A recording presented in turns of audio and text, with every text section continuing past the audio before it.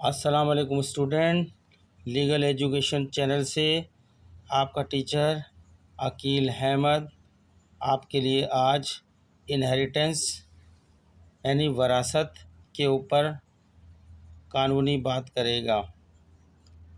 तो हमको पता है, ये तो हमें पता है कि वरासत में 4 किस्म की कैटेगरी होती हैं। पहली कैटेगरी में कौन कौन वारिस आते हैं?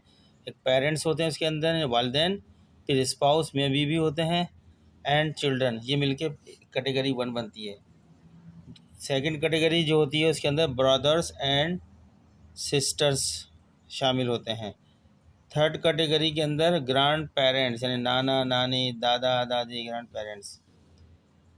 और कैटेगरी नंबर 4 में अंकल एंड आंट यानी चचा खालू खाला चचा चची, इस तरह के अंकल एंड आंट्स जो होते हैं ये वारिस बनते हैं।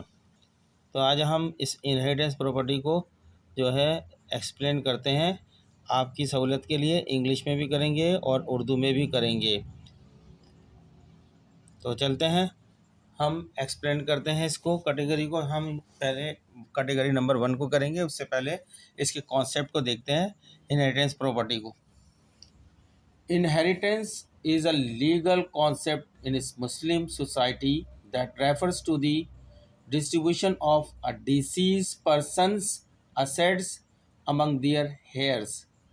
In Pakistan, inheritance laws are governed by Islamic law or Sharia, which prescribe specific rules and guidelines for the distribution of assets. Under the Sharia, the assets of a deceased persons are divided among their heirs according to a specific formula. The heirs are classified into different categories and each category is entitled to a specific share of the assets. The categories of heirs are stated here. First category include parents, spouse and children. Now, then second category include brothers and sisters. Then third category grandparents, and last and or fourth category uncles and aunts. Let's consider an example to understand how inheritance works in Pakistan. Suppose a Muslim man dies leaving behind a wife, 2 sons and a daughter. According to Sharia, his assets will be distributed as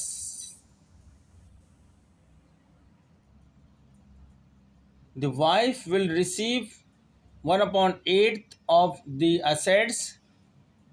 The 2 sons will each receive 2/3 of the remaining assets. The daughter will receive the remaining 1/3 of the assets.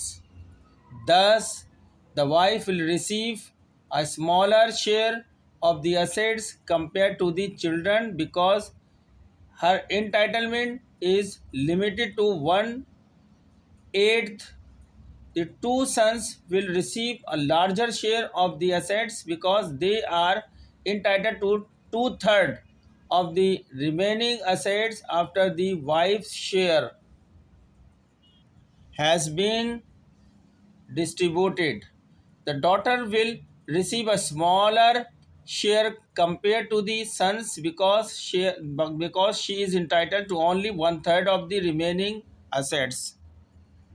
Students, जो मैंने अभी English में आपके सामने explain किया है, मैं आपको उर्दू में भी बताता हूँ। ये वरासत मुस्लिम माशरे में एक कानूनी तसव्वुर है जिससे मुराद किसी मुतवफ़ी के असासों की इनके वारिसों में तकसीम है। मुतवफ़ी यहाँ मैंने बढ़ गया, डिसीज़ को कहते हैं जो मर जाता है, तकसीम है। पाकिस्तान में वरासत के कवानीन इस्लामी कानून या शरीयत के तहत चलते हैं जो असासों की तकसीम के लिए मखसूस कवानीन और रहनुमा उसूल बनाते हैं। शरीयत के तहत मरने वाले के असासे इसके वर्सा में एक मखसूस फार्मूले के मुताबिक तकसीम होते हैं। वर्सा को मुख्तलिफ ज़ुमरों यानी कैटेगरीज़ में दर्जा बंदी किया गया है, क्लासिफाइड किया गया है। और हर जुमरा, हर कैटेगरी असासों यानी प्रॉपर्टी होती है, असासों के मखसूस हिस्से का हकदार है। विरसा के जुमरे दर्ज झेल हैं, यानी कैटेगरीज उनकी, the following are the categories. पहला जुमरा, पहली कैटेगरी जो है, इसमें शामिल होते हैं वालिदैन, शरीक हयात यानी वाइफ और बच्चे। दूसरी किस्म यानी दूसरी कैटेगरी के अंदर भाई और बहनें, भाइयों और बहनें ये शामिल होते हैं। तीसरी कैटेगरी में दादा दादी। चौथी किस्म की कैटेगरी में चचा और खाला। पाकिस्तान में विरासत कैसे काम करती है, इसको समझने के लिए एक मिसाल पर गौर करें। फर्ज करें कि एक मुसलमान मर्द फौत हो जाता है। वो अपने पीछे बीवी, 2 बेटे और 1 बेटी छोड़ जाता है। शरीयत के मुताबिक इसके असासे दर्ज झेल तकसीम किए जाएंगे। बीवी को असासों का 8वां हिस्सा मिलेगा। दोनों बेटों में से हर एक को बकिया असासों का 2/3 हिस्सा मिलेगा। बेटी को असासे का बकिया 1/3 हिस्सा मिलेगा। इस तरह बीवी बच्चों के मुकाबले में असासों का एक छोटा हिस्सा वसूल करेगी, क्योंकि इसका हक 1/8 तक महदूद है।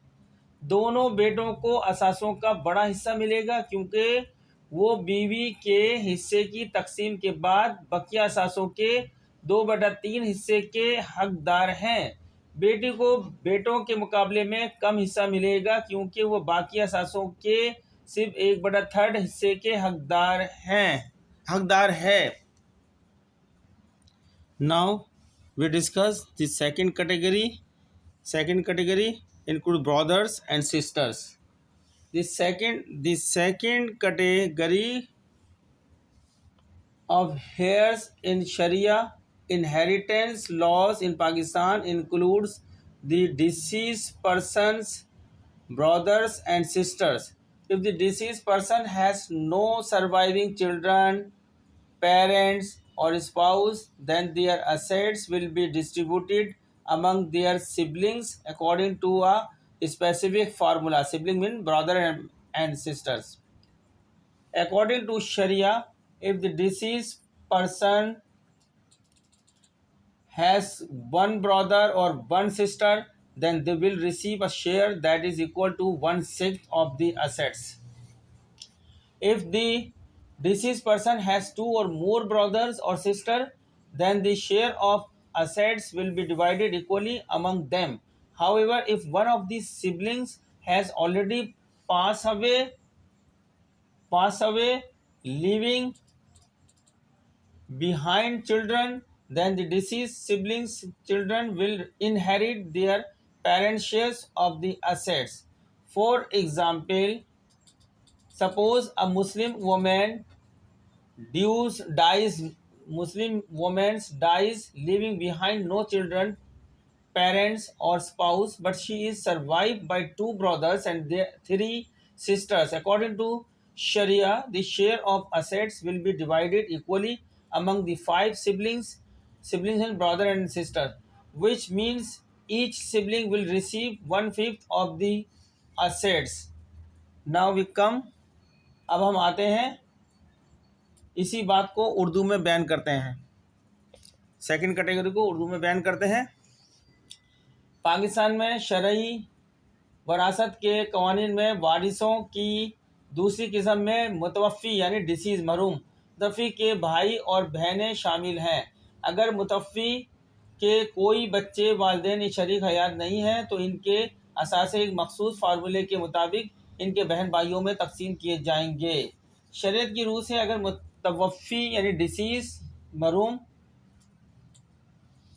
का एक भाई या एक बहन हो, तो उन्हें असासों के छठे हिस्से के बराबर हिस्सा मिलेगा। अगर मुतवफ़ी के 2 या 2 से ज़्यादा भाई या बहनें हों, तो असासों का हिस्सा इनमें बराबर तकसीम किया जाएगा।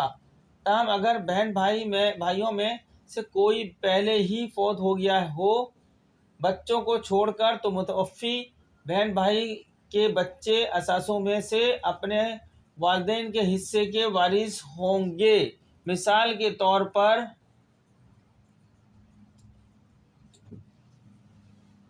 फर्ज करें कि एक मुसलमान औरत मर जाती है, अपने पीछे कोई औलाद, वालिदैन या शरीक हयात नहीं छोड़ती, लेकिन इसके पसमानदान में 2 भाई और 3 बहनें हैं। शरीयत के मुताबिक असासों का हिस्सा 5 बहन भाइयों में बराबर तकसीम किया जाएगा, यानी हर बहन भाई का असासों का 5वां हिस्सा मिलेगा। Now we come category number 3, grand parents के ऊपर। तो third category, grand parents. If the deceased person has no surviving children, parent, spouse or siblings, then their grandparents are entitled to a share of the asset. According to Sharia, the grandfather on the father's side is entitled to twice the share of the grandmother on the father's side. Similarly, the grandmother on the mother's side is entitled twice the share of the grandmother on the mother's side. For example, suppose a Muslim woman dies leaving behind no children, no parent, no spouse or no siblings, but she is survived by her paternal grandfather and maternal grandmother. According to Sharia, the paternal grandfather will receive 2/3 of the assets and the maternal grandmother will receive 1/3 of the assets. Students, अब हम चलते हैं इसी बात को, third category को, grand parents, नाना नानी, दादा दादी, इनको उर्दू में बयान करते हैं। अगर मुतवफ़ी यानी मरने वाले के कोई ज़िंदा बच्चे, वालिदैन, शरीक हयात या बहन भाई नहीं हैं, तो इनके दादा दादी असासों के हिस्से के हकदार हैं। शरीयत के मुताबिक दादा बाप की तरफ से दादी से 2 गुना हिस्से का हकदार है। इसी तरह माँ की तरफ से दादा, माँ की तरफ से दादी के 2 गुना हिस्से का हकदार है। मिसाल के तौर पर फ़र्ज़ करें कि एक मुसलमान औरत मर जाती है, अपने पीछे कोई औलाद, वालिदैन, शरीक हयात या बहन भाई नहीं छोड़ती, लेकिन इसके पसमानदान में इसके दादा और नानी हैं। शरीयत के मुताबिक दादा को असासों का 2/3 हिस्सा मिलेगा और नानी को 1/3 असासों का हिस्सा मिलेगा। Now fourth category, uncle and aunts, यानी इनमें से कोई भी जिंदा नहीं है, तो ये फोर्थ कैटेगरी अप्लाई होगी। तो फोर्थ कैटेगरी को हम डिफाइन करते हैं, एक्सप्लेन करते हैं।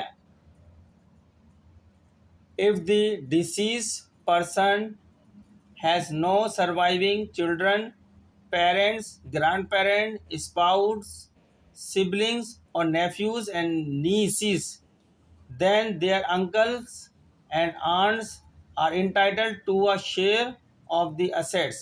Under Sharia, the uncle on the father's side are entitled to twice the share of the aunts on the father's side, and Similarly, the uncles on the mother's side are entitled to twice the share of the aunts on the mother's side. For example,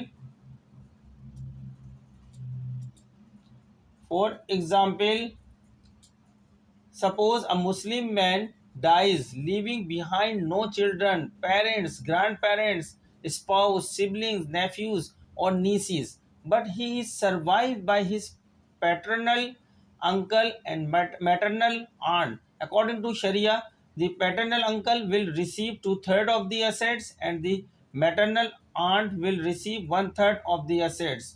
तो students, अब हम चलते हैं इसी बात को, category 4 को उर्दू में बयान करते हैं, उर्दू मीडियम के लिए।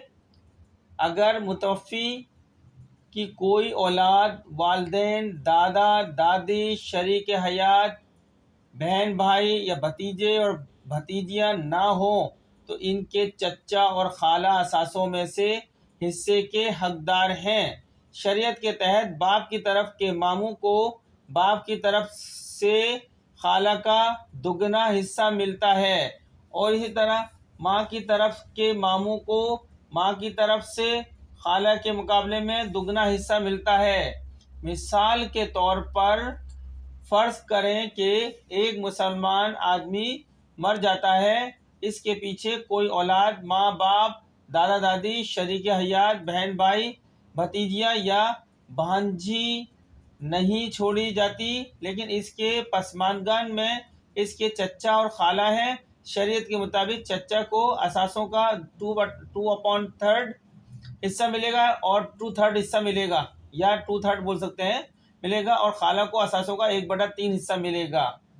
तो स्टूडेंट्स, ये 4 कैटेगरी हमने बयान कर दी, लेकिन अगर इन 4 कैटेगरी में से भी कोई ना हो तो 5वीं कैटेगरी फिर दूर के रिश्तेदारों को लिया आता है। जितने करीब दूर के रिश्तेदार होगा उसका हिस्सा ज़्यादा होगा, उसी हिसाब से बांटा जाता है। तो यहाँ इनहेरिटेंस का हमारा ये टॉपिक था। हम बताना चाह रहे थे कि इसमें किस तरीके से डिस्ट्रीब्यूशन होती है वरासत के अंदर।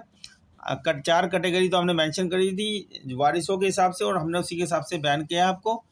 तो उम्मीद करते हैं आपको ये लेक्चर हमारा पसंद आया होगा और आपकी नॉलेज में इजाफा हुआ होगा। आइंदा हम ऐसे और लेक्चर बनाते रहेंगे, आप देखते रहिएगा। अगर आपको हमारा लेक्चर्स अच्छे लगते हैं तो आप हमारे चैनल को सब्सक्राइब करें, लाइक करें और आगे दूसरों को भी शेयर करें। शुक्रिया, थैंक यू वेरी मच।